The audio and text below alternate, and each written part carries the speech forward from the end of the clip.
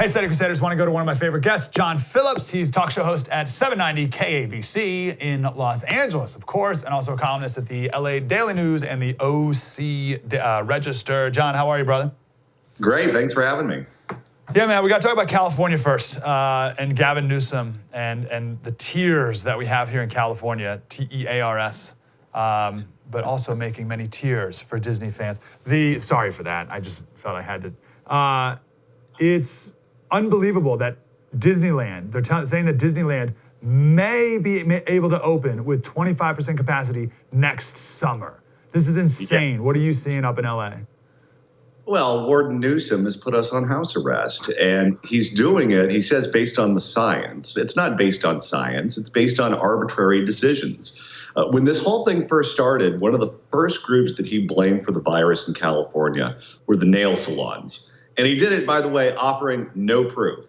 So now he's shutting down indoor dining at restaurants in counties like Riverside, where I live. Yet the nail salons are allowed to be open. And it's like, well, what happened to what you just said about the nail salons? He just changes his mind on a dime. It's like yesterday doesn't exist. And the Disney closure is particularly harmful for Orange County. Disney is the biggest employer in Anaheim. Knott's Berry Farm is the biggest employer in Buena Park. So it's time, if these companies want to save their businesses, for them to go to war with Gavin Newsom. Yeah. California is a one-party state, and the Walt Disney Company gave him a hefty contribution when he ran for governor the last time around.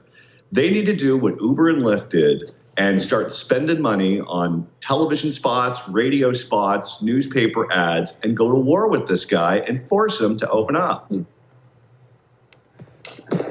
It's amazing. So I saw Disney tweeted out something. The first time I saw, they made a statement critical of the governor. It's the first time I've heard them make a public thing. But you're right, they have to go harder. These people have voted for Gavin Newsom, and they've voted for this one-party rule for all this time. Do you think they'll really wise up? Well, it's going to take companies like Disney to get involved. One of the things that we saw when the whole Black Lives Matter thing started was that companies who had previously been apolitical were willing to get involved in the political fray. We saw Nike do it. We saw the NBA do it. We saw many others do it. Well, if they're willing to get involved for that, they should be willing to get involved for their survival. Uber and Lyft are doing that right now in California with Prop 22 to fight this horrific AB5 that would essentially put them out of business.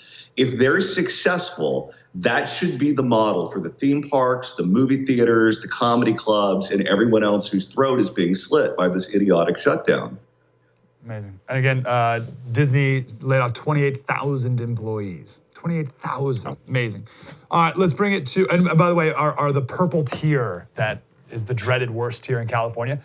It's something like 40 states, if that was the metric nationwide, 40 states would be on the total lockdown, the California purple tier lockdown. And then all the rest would be in the second worst tier, which is the red. It's just insane. Wow. That was deep and insightful. I want more of that. Like, subscribe, get more.